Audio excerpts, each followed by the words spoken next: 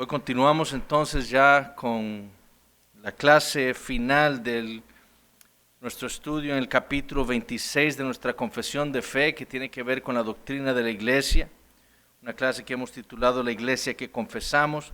Y antes de iniciar quisiera leerles lo que dice Apocalipsis capítulo 1, versículos 10 y 11. Yo estaba en el Espíritu, escribe Juan, en el día del Señor, y oí detrás de mí una gran voz como de trompeta, que decía: yo soy el Alfa y la Omega, el primero y el último. Escribe en un libro lo que ves y envíalo a las 7 iglesias que están en Asia, a Éfeso, Esmirna, Pérgamo, Tiatira, Sardis, Filadelfia y Laodicea. Como hemos dicho a lo largo de esta clase dominical, el Nuevo Testamento es el libro de la iglesia, y aquí lo podemos ver. El último libro de la Biblia es una carta, es una epístola escrita a 7 iglesias de Cristo.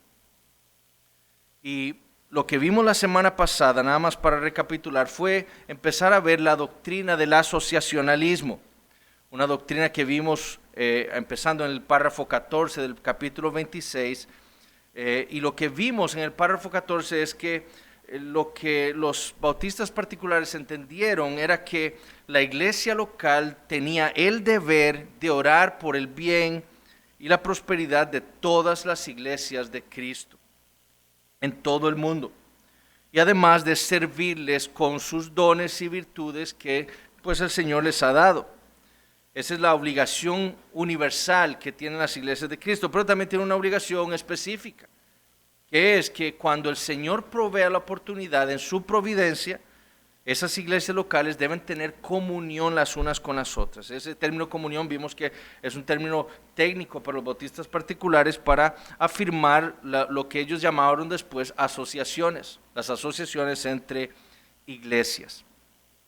Y lo que vamos a ver el día de hoy es, en el párrafo 15, vamos a ver también, no solo para la práctica del asociacionalismo, sino que vamos a empezar viendo el fundamento bíblico para el asociacionalismo. ¿Cuál es el fundamento de las Escrituras para la formación de asociaciones de iglesias? ¿Cómo lo entendieron los bautistas particulares o cómo lo entendieron también los congregacionalistas antes que ellos? ¿A qué textos apelaron para fundamentar su doctrina? Bueno, los bautistas particulares eran lo que se conoce como primitivistas. Es decir, el primitivismo se define como el énfasis en la fe y en la práctica de la primera o más temprana forma o patrón descrito en el Nuevo Testamento. Eso es buscar cuál era la fe y la práctica de las iglesias en el Nuevo Testamento para recrear o imitar ese tipo de fe y práctica en el presente. Y los bautistas particulares eran primitivistas en un sentido. Ellos lo que ellos querían era volver a las Escrituras, ver qué era la práctica y la fe de esas iglesias y recrearlo o seguir ese patrón en su tiempo. Su deseo no era simplemente ir y buscar imperativos en el Nuevo Testamento que dieran esto es lo que tienen que hacer, esto es lo que tienen que hacer, sino también era fundamentar toda su doctrina y su práctica en el principio de la sola Escritura. Ellos querían decir, por ejemplo, cuando trataron el tema del bautismo, lo que ellos dijeron es, bueno, es correcto que nosotros bauticemos a nuestros niños. Y ellos dijeron, bueno, ¿qué es lo que dicen las Escrituras? Y lo que hicieron fue ir a las Escrituras y entender que lo que ellas enseñan es que el bautismo es para creyentes por medio del agua, por inmersión. Y así adoptaron el bautismo de creyentes. Para ellos era claro que la manera en la que Dios quería que ellos vivieran como cristianos y como iglesias había sido registrado en las Escrituras. Los bautistas particulares entendieron esto. Dios quiere que nosotros vivamos de cierta manera como cristianos y como iglesia. ¿Dónde nos dejó Dios eso? En las Escrituras. Entonces, su fin era ir a ellas para saber qué es lo que Dios había ordenado para sus iglesias.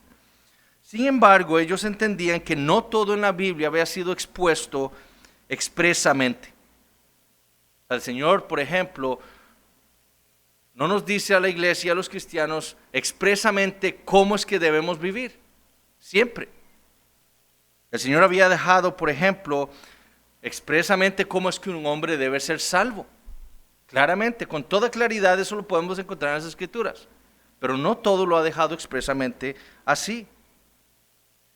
Por eso, en el capítulo 1 de nuestra confesión, en el párrafo 6, los bautistas particulares dijeron esto: todo el consejo de Dios tocante a todas las cosas necesarias para su propia gloria, la salvación del hombre, la fe y la vida, están expresamente expuestos. O vean lo que dice: o necesariamente contenido en las Sagradas Escrituras. El asociacionalismo, por ejemplo, no está expresamente dado en las Escrituras. Así como tampoco la membresía de la iglesia. Nosotros no encontramos en la Biblia un versículo que diga: todo cristiano debe ser miembro de una iglesia local. Eso no lo encontramos. Tampoco encontramos en las Escrituras que se nos diga: el día domingo es el día que ahora el cristiano debe celebrar como el día de reposo. Pero ¿cómo sabemos nosotros eso? ¿Por qué nosotros nos reunimos cada domingo? Bueno, porque esa doctrina está necesariamente expuesta en las Escrituras, implícita. ¿Por qué? Por ejemplo, el ejemplo del Señor, cuando el Señor resucitó, ¿cuándo se reunió con su pueblo? Cuando su pueblo estaba reunido, ¿qué días? El primer día de la semana, nos dicen las Escrituras. Solo los primeros días de la semana el Señor Jesús se le presentó a su pueblo cuando estaba reunido allí.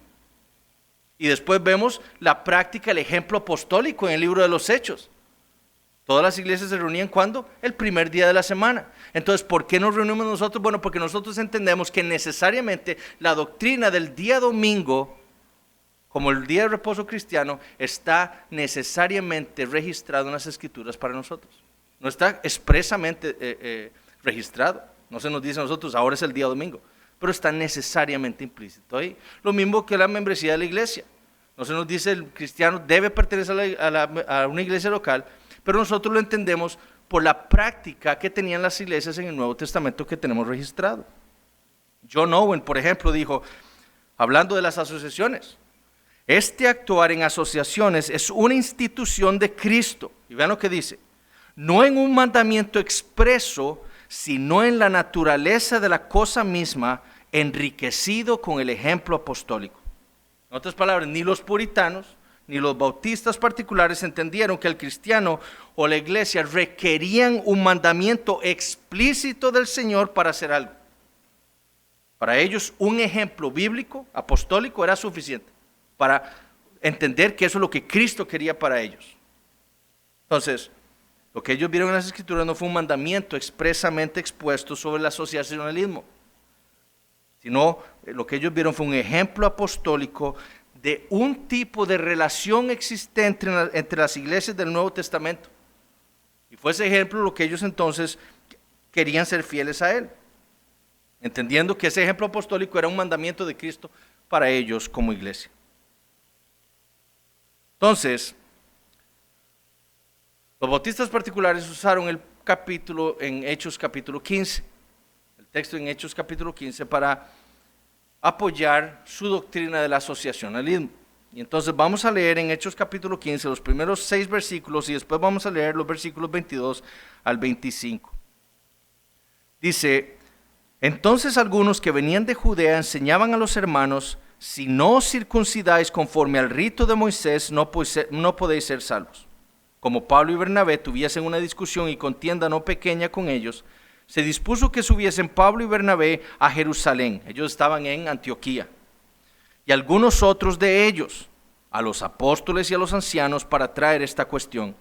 Ellos pues, habiendo sido encaminados por la iglesia, pasaron por Fenicia y Samaria, contando la conversión de los gentiles, y causaban gran gozo a todos los hermanos. Y llegados a Jerusalén, fueron recibidos por la iglesia y los apóstoles y los ancianos, y refirieron todas las cosas que Dios había hecho con ellos. Pero algunos de la secta de los fariseos que habían creído se levantaron diciendo: es necesario circuncidarlos y mandarles que guarden la ley de Moisés. y se reunieron los apóstoles y los ancianos para conocer de este asunto. En los versículos 22 al 25 dice: entonces pareció bien a los apóstoles y a los ancianos con toda la iglesia elegir de entre ellos varones y enviarlos a Antioquía con Pablo y Bernabé, a Judas, que tenía por sobrenombre Barsabás, y a Silas, varones principales entre los hermanos, y escribir por conducto de ellos, los apóstoles y los ancianos y los hermanos, a los hermanos de entre los gentiles que están en Antioquía, en Siria y en Cilicia, salud.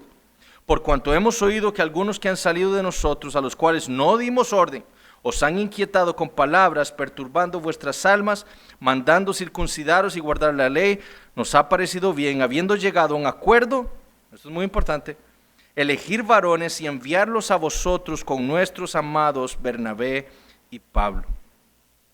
Las iglesias en el Nuevo Testamento estaban, y eso lo leemos nosotros en todo el Nuevo Testamento, estaban enfrentando un gravísimo problema con el legalismo judaizante. Y fue un problema que estaba también enfrentando la iglesia en Antioquía, o las iglesias que estaban en sus alrededores. Y por esa razón la iglesia entonces decidió enviar a Pablo y a Bernabé a Jerusalén, a la iglesia en Jerusalén, para tratar el asunto del legalismo judaizante con los apóstoles y los ancianos de esa iglesia. Con el propósito entonces de dejar claro cuál era el propósito o la manera en la que ellos debían proceder como iglesia local con esos varones, con respecto a esa doctrina. Pero ¿qué debemos notar del pasaje en Hechos capítulo 15? Bueno, primero que fue la iglesia en Antioquía la que solicitó la reunión. No fue la iglesia de Jerusalén, como piensan los episcopales, ¿verdad? Por ejemplo, que piensan los católicos, que la iglesia en Jerusalén era la iglesia madre, ¿verdad? Entonces ella ordenaba todo lo que tiene que ser las iglesias. No, fue Antioquía la que pidió la reunión y fue a Jerusalén. Eso es lo primero que debemos notar. Y Antioquía, ¿qué es lo que hace? Envía mensajeros, hombres, Pablo y Bernabé, a reportar lo que está sucediendo en la iglesia en Antioquía. Segundo, nosotros podemos inferir, no se nos dice claramente, pero podemos inferir que en esa reunión habían representantes de otras iglesias probablemente.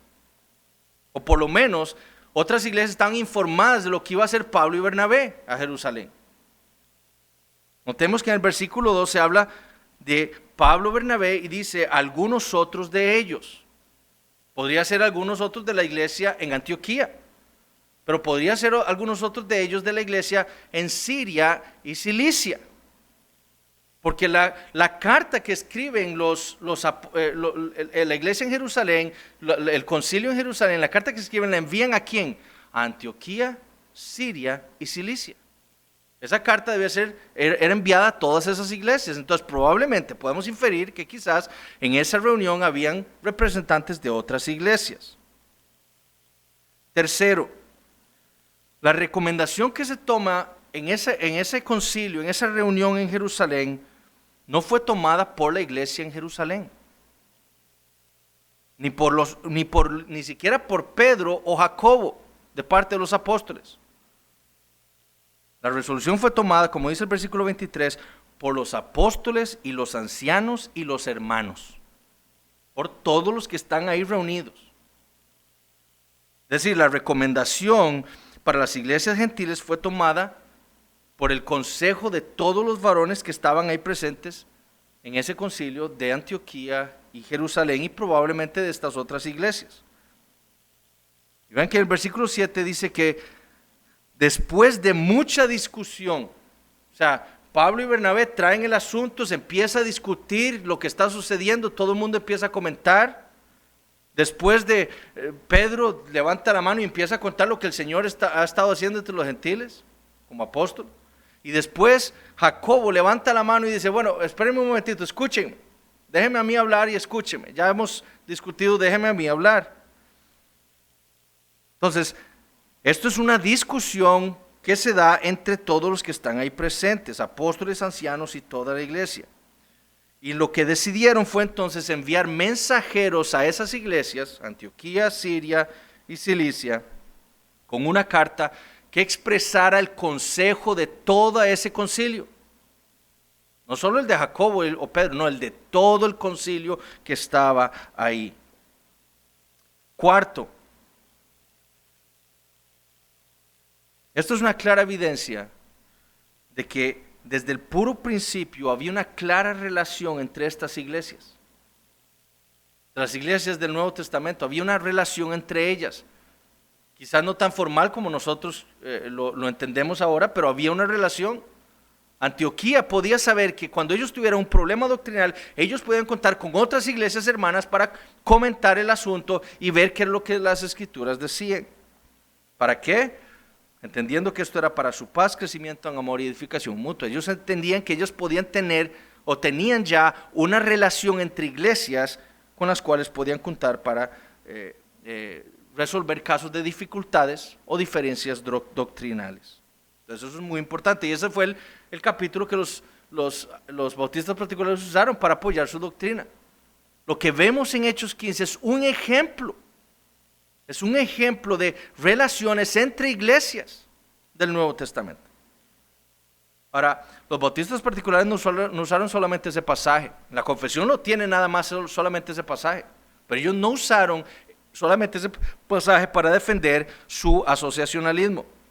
Ellos, por ejemplo, usaron pasajes como Hechos capítulo 11, versículo 22, en donde la iglesia en Jerusalén envió a la iglesia de Antioquía a Bernabé, un hombre dotado, un hermano dotado entre ellos. ¿Para qué? Para que fuera y ayudara en la obra misionera, en la obra de evangelización en Antioquía. Antioquía estaban muchos creyentes, la predicación, Dios estaba salvando mucha gente. Entonces Jerusalén dice, enviemos a Bernabé para que ayude allá. Y Bernabé fue una colaboración entre iglesias, Jerusalén y Antioquía.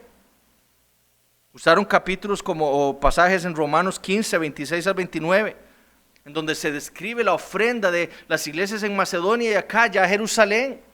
Había una relación también entre las iglesias en Macedonia, y dice iglesias en Macedonia, o sea, varias iglesias de Acaya con Jerusalén. Y para proveer, ayudarles, le mandaron una ofrenda a la iglesia en Jerusalén que estaba pasando un periodo de pobreza. Usaron pasajes en 2 Corintios 1:24, por ejemplo, en donde Pablo describe el gozo que produce en las iglesias, la colaboración entre ellas. Y tenemos muchos otros pasajes también que refuerzan esa idea de que el Nuevo Testamento nos demuestra a nosotros, nos ejemplifica que había relaciones entre iglesias, existía una relación íntima entre las iglesias del Nuevo Testamento. La epístola a los Gálatas, la epístola a los Colosenses, por ejemplo, Colosenses 4:16, se nos dice que la carta que Pablo está enviando a esa iglesia la tiene que leer también la Odisea.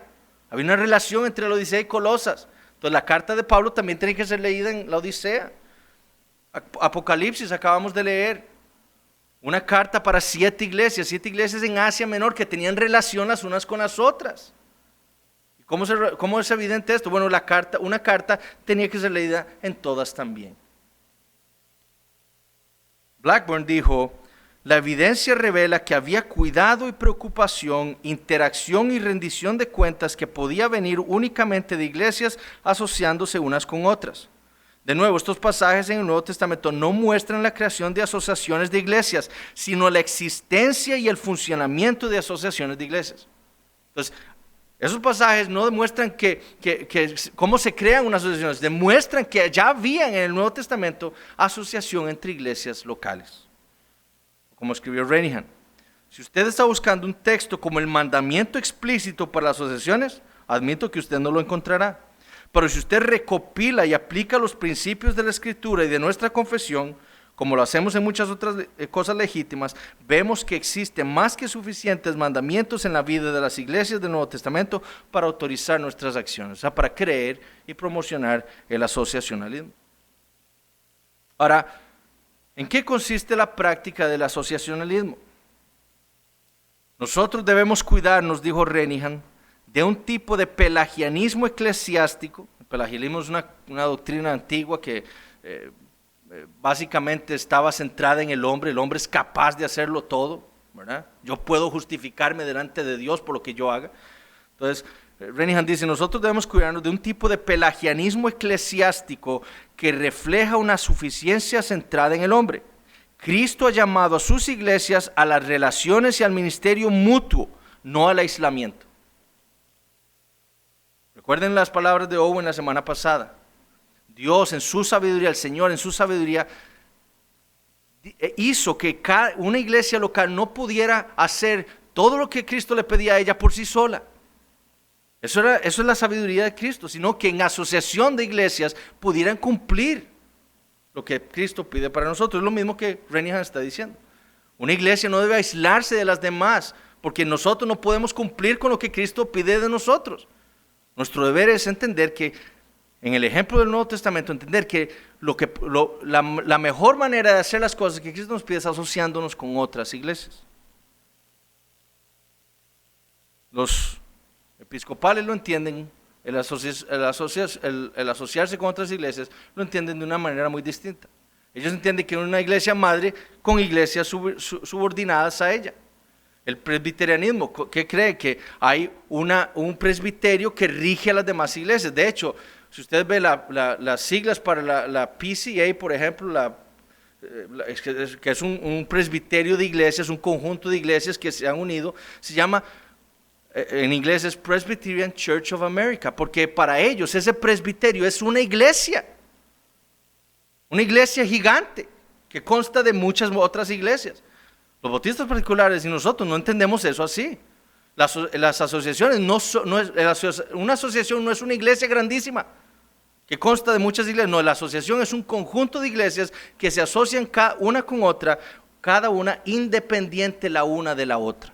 Eso no es una gran iglesia. Entonces esa es la diferencia.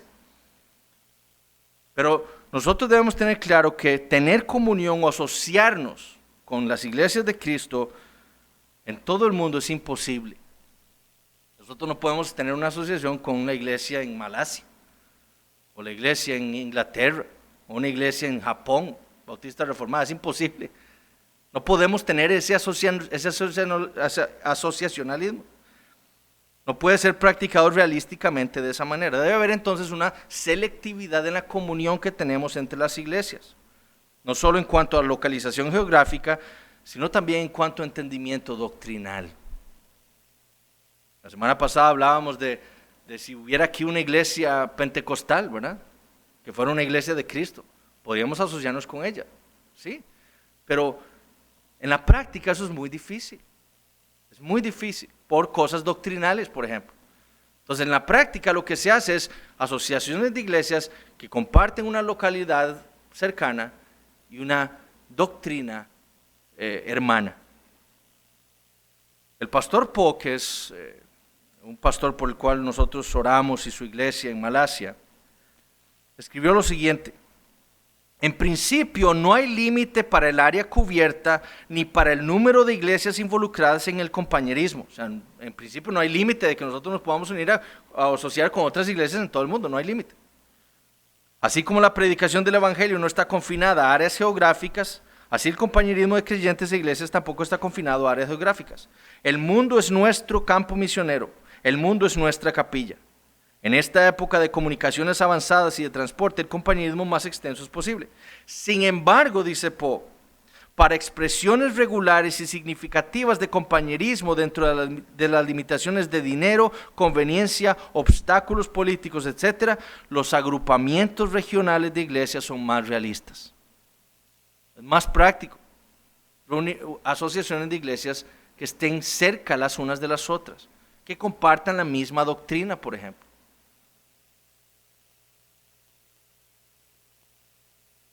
Para ello, para ese asociacionismo debe existir una estructura. Debe existir expectativas mutuas entre iglesias, responsabilidades, cooperación, actividades para apoyar a las otras iglesias, a los otros ministerios. Y así es como lo confiesa la confesión en el párrafo 15 del capítulo 26. Dice: en casos de dificultades o diferencias respecto a la doctrina o el gobierno de la iglesia, literalmente no es gobierno, es la administración de la iglesia, en que las iglesias en general o en una sola iglesia están preocupadas por su paz, unión y edificación, o uno o varios miembros de una iglesia son dañados por procedimientos disciplinarios que no coincidan con la verdad y el orden, es conforme a la voluntad de Cristo que muchas iglesias que tengan comunión entre sí se reúnan a través de sus representantes para considerar y dar su consejo sobre los asuntos en disputa, para informar a todas las iglesias involucradas, Sin embargo, a los representantes congregados no se les entrega ningún poder eclesiástico propiamente dicho, ni jurisdicción sobre las iglesias mismas para ejercer disciplina sobre cualquiera de ellas o sus miembros, ni para imponer sus decisiones sobre ellas o sus oficiales. Entonces, en principio, en la práctica, las asociaciones ocurren o se dan o se deben dar para, como vimos la semana pasada, para la edificación mutua entre las iglesias. La ayuda mutua. Una iglesia en Jerusalén tiene necesidad de recursos materiales. Iglesias que están asociadas con ella, que tienen una relación con ella, mandan una ofrenda de dinero. Una iglesia en Antioquía tiene un problema, una disputa doctrinal. ¿Qué hacen? Bueno, acuerdan reunirse con iglesias que están asociadas para discutir y solventar el problema doctrinal. También, como dice nuestra confesión, entonces, las asociaciones en la práctica sirven para eso, para resolver dificultades doctrinales y administrativas o diferencias doctrinales o administrativas, o para proteger a un miembro o a una iglesia que ha sido dañada por un proceso disciplinario. Por ejemplo, dificultades en la doctrina.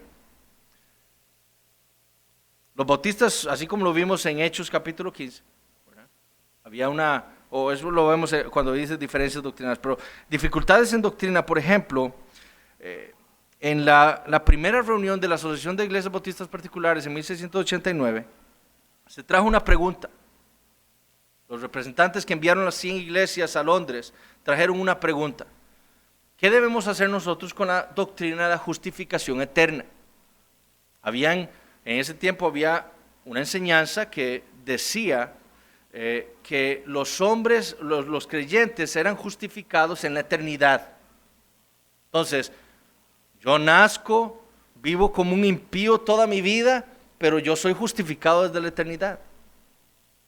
Entonces, como estaba esa difícil doctrina en Inglaterra, muchas iglesias trajeron esa pregunta a la asociación. ¿Qué hizo la asociación? Bueno, se reunió, todos expusieron sus casos, y ¿qué dijeron? Dijeron esto: la reconciliación, justificación y adopción de los creyentes están infaliblemente aseguradas por el propósito gratuito de Dios y el mérito de Jesucristo. Sin embargo, nadie puede decirse estar realmente reconciliado, justificado o adoptado hasta que ellos estén realmente implantados en Jesucristo por la fe. Entonces, ¿qué dijeron ellos? Esa doctrina de la justificación eterna es un error doctrinal. Lo que la Biblia dice es que el hombre es justificado cuando cree en el Señor Jesucristo. En ese momento, él puede considerarse justificado delante de Dios, reconciliado con Dios, hasta ese momento.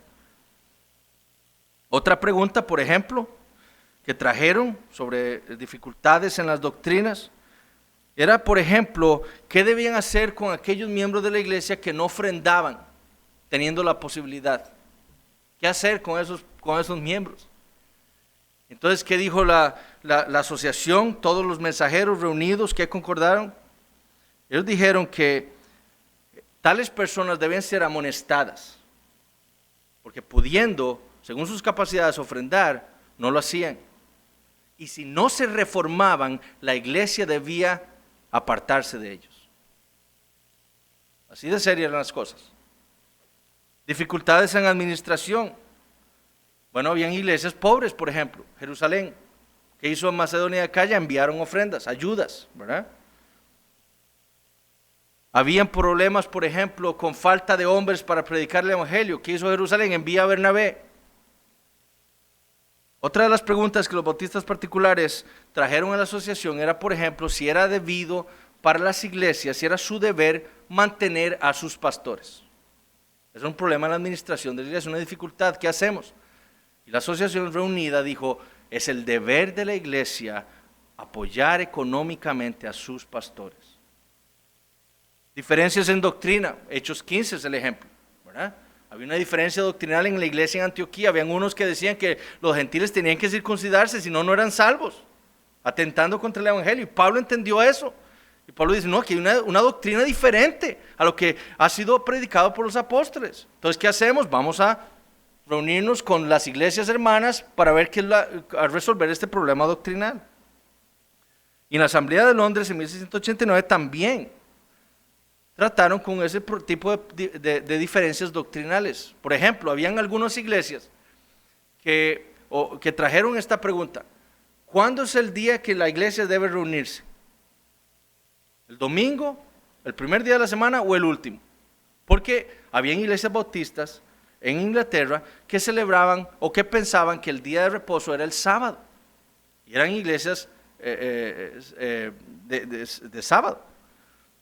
Las iglesias, los representantes de las iglesias contestaron que el deber de todo cristiano era reunirse el primer día de la semana, y dieron como 8 justificaciones bíblicas para justificar su respuesta a las iglesias.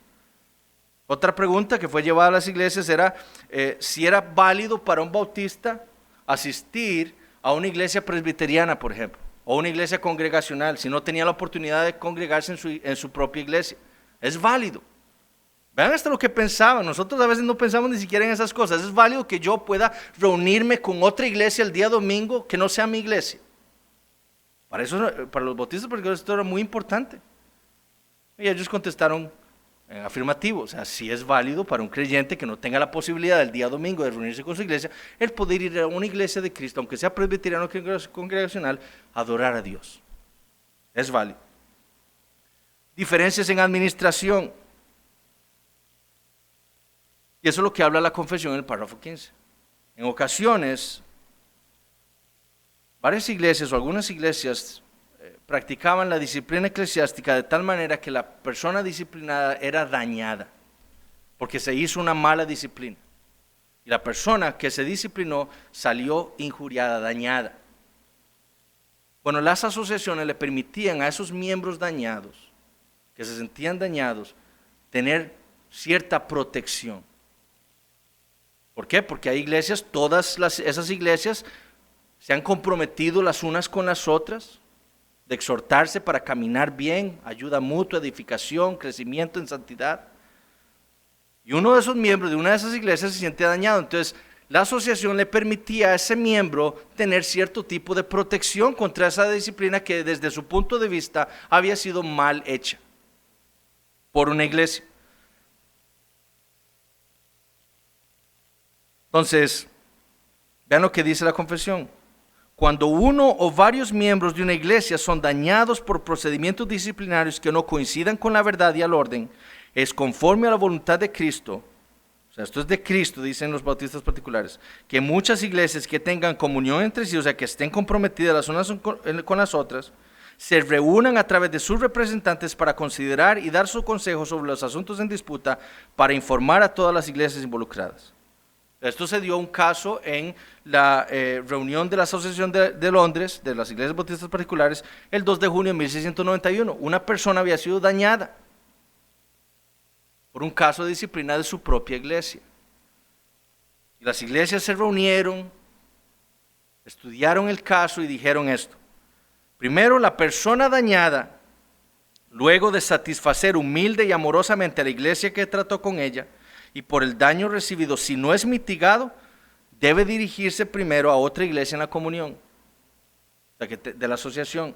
O sea, esa persona ha sido dañada, él ha tratado de establecer la paz con esa iglesia, de restaurar lo que él ha sentido que fue dañado. Pero si eso no es mitigado, entonces él primeramente lo que tiene que hacer es ir a otra iglesia de la asociación. Después dice, esa iglesia con la que la persona trató debe por sus mensajeros, o sea, han sido enviados mensajeros a la asociación para tratar este tema, deben inquirir primero en los fundamentos o razones para el manejo de la iglesia de tal persona. Ellos escuchan primero. ¿Cómo fue que esa iglesia hizo la disciplina? ¿Por qué la hizo? Investigar todo. ¿Por qué fue la sentencia en contra de él? ¿Para qué? Para que ellos puedan informarse. Para ver si hubo un crimen de parte de ese miembro que piensa que ha sido dañado. Y dice después, la iglesia, tratando de tal manera con un miembro, debe dar un recuento completo y verdadero en amor fraternal y mansedumbre para la obligación mutua que una iglesia tiene para con otra, para mantener su comunión pura, siendo miembros de aquel cuerpo del cual Cristo es la cabeza. Entonces la iglesia debe dar un reporte a todas las iglesias del actuar. Y dice, y si sobre la investigación, o sea, la asociación, las iglesias reúnen sus mensajeros, han investigado y si sobre la investigación e información del caso, la iglesia con la que el agraviado quiere proponer su compañerismo, verá si juzga que ella ha sido dañada verdaderamente. Entonces, este hombre que ha sido dañado ahí se ha ido a otra iglesia, las iglesias en la asociación han investigado el caso y entonces la iglesia en donde está este hombre que se ha ido, ¿verdad? Ellos dicen, la disciplina fue correcta, usted tiene que volver a su iglesia. O ellos dicen, vean, la disciplina no fue manejada correctamente y entonces ellos dicen, entonces ellos deben intentar en amor fraternal restaurar a la persona con su comunión anterior, si así lo desea, o recibirle dentro de la comunión con ellos mismos. Entonces, para eso servía también el asociacionalismo, para proteger a los creyentes de una posible mala administración de la disciplina eclesiástica. En las Escrituras tenemos, por ejemplo, el caso de Diótrefes, ¿verdad? Un hombre tiránico en una iglesia, que expulsaba a medio mundo de las iglesias, los disciplinaba por cosas que no eran bíblicas. Bueno, las asociaciones de iglesias protegen contra ese tipo de tiranos, contra ese tipo de prácticas disciplinarias. Ahora, ¿cuáles son los principios? Ya vamos a terminar. ¿Cómo es que ocurre el asociacionalismo? Bueno, la confesión dice que esto es conforme a la mente de Cristo. Es decir, esto es un mandamiento del Señor. Es lo que Él ha establecido en su palabra. Y lo que hace es que las iglesias envían mensajeros a esa asociación. Son mensajeros representantes de las iglesias que se reúnen cada cierto tiempo cuando hayan disputas, etcétera, diferencias doctrinales, preguntas que hacer, se reúnen con las iglesias con las que tienen relación. Ahí se consideran los asuntos, se da consejo de la Biblia, ¿verdad? Se tratan los procesos de dificultades, diferencias de doctrina, de administración, y luego de informados, de resueltos, de haberse dado el consejo de parte de la asociación, esos consejos se le informan a las iglesias involucradas en la comunión en la asociación. Y eso fue lo que ocurrió en Hechos capítulo 15.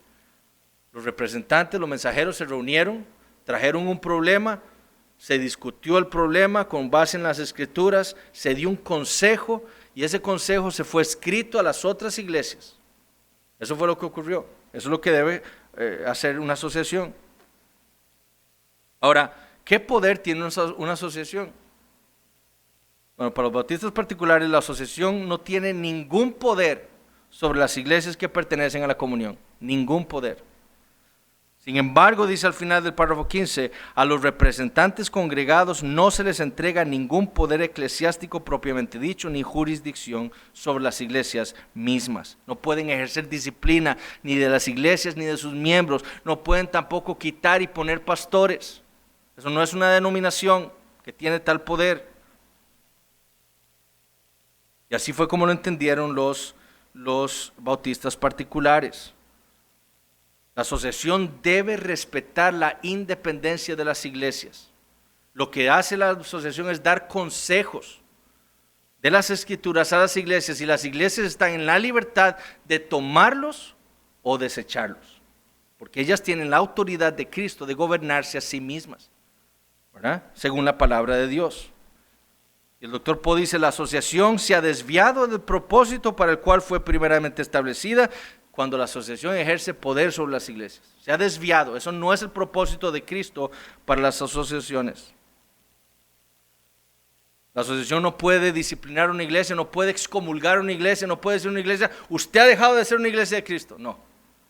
La asociación lo único que puede hacer es desligarse de la comunión con una iglesia, pero no puede dictaminar sentencias sobre ninguna iglesia local. En resumen, dijo Renihan, ya vamos a terminar, el asociacionalismo era un elemento vital en la eclesiología bautista particular. La independencia no implicaba aislamiento, sino mutuo ánimo, edificación y cooperación. Ahora, ¿qué debemos hacer nosotros? Bueno, nosotros debemos preguntarnos lo siguiente, ¿entendemos nosotros que el asociarnos con otras iglesias hermanas de la misma fe y práctica nuestra es un mandamiento del Señor Jesucristo? Como lo entendían los congregacionalistas, los bautistas particulares. No se trata de que el doctor Poe hace un muy buen argumento. Algunas iglesias lo dejan todo a la providencia. Si el Señor lo permite, nos asociamos. Él dice, ese no es el ejemplo bíblico. Lo que deben hacer las iglesias es buscar asociarse con otras iglesias hermanas. Hacer todo lo posible para buscar deliberadamente esa asociación. Todo asociacionalismo tendrá problemas, todo. ¿Por qué? Porque está compuesta por iglesias que hay pecado en ellas. Hombres que tienen pecado también.